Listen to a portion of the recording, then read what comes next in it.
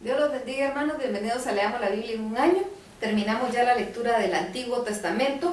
Y entre el Antiguo y el Nuevo Testamento pasaron más o menos 400 años en los que hubo silencio profético de parte de Dios.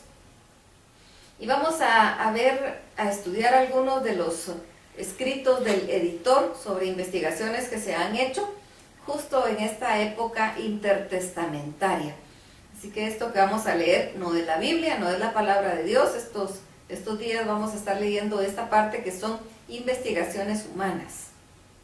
Porque en esta época intertestamentaria hubo un silencio profético de parte de Dios. Así que veamos qué fue lo que pasó en ese tiempo para poder dar inicio ya a la lectura del Nuevo Testamento.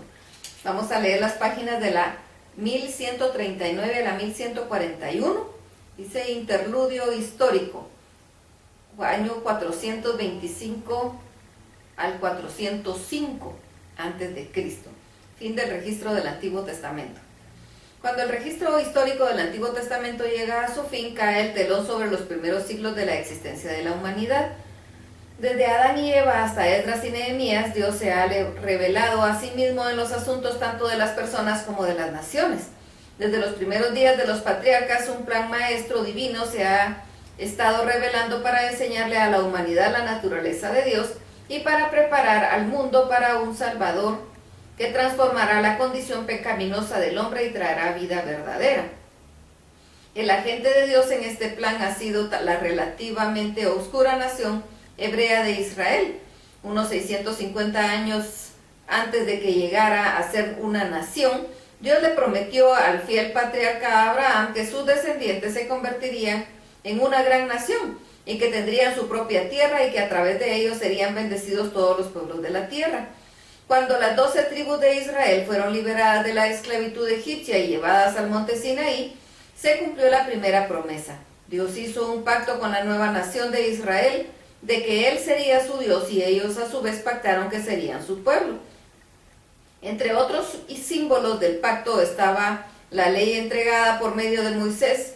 En su origen divino y su naturaleza teocrática fue diferente a cualquier otra ley entregada.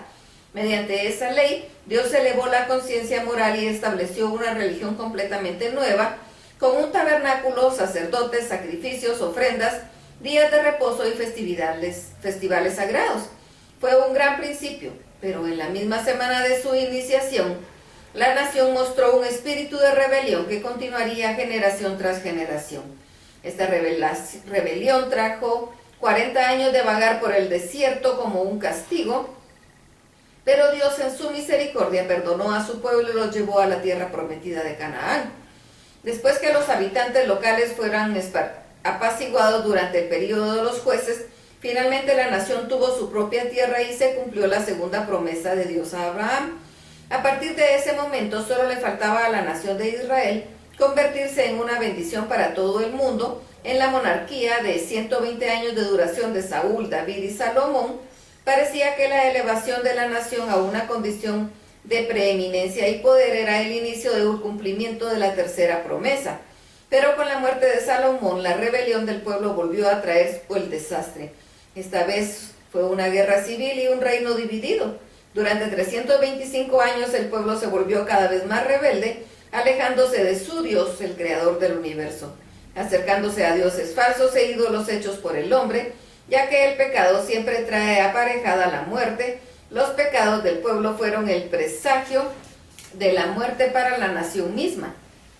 Dios usó a los enemigos territoriales de Israel como sus agentes para el juicio y ambas partes del reino fueron tomadas cautivas y llevadas al exilio.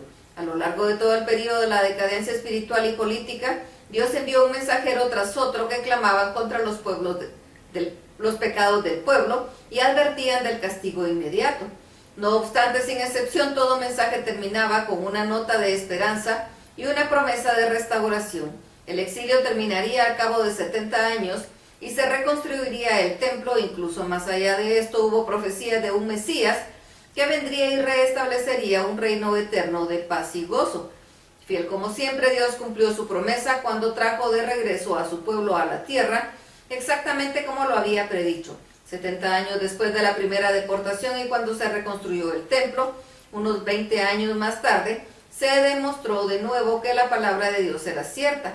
Pero cuando continuó la dominación extranjera y la opresión local durante el siguiente siglo, hubo señales de desilusión y cinismo y con ellas una rebelión espiritual renovada.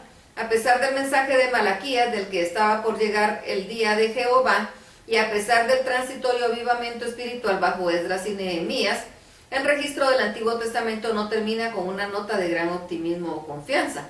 El pueblo de Israel continúa incluso ahora en su violación intencionada de las leyes de Dios. La nación sigue estando a merced del imperio persa y en cuanto a lo que pueden deducir los judíos, no hay señal de que algún superrey esté a punto de establecer el reino ideal que ellos han esperado. No importa que las otras promesas que Dios ha hecho en más de 40 siglos hayan sido cumplidas con fidelidad. ¿Dónde está ese gran Mesías y del que hablaron los profetas?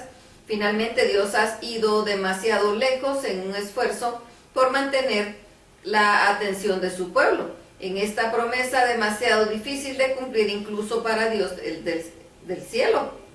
Pues para nada, para Dios no hay imposibles.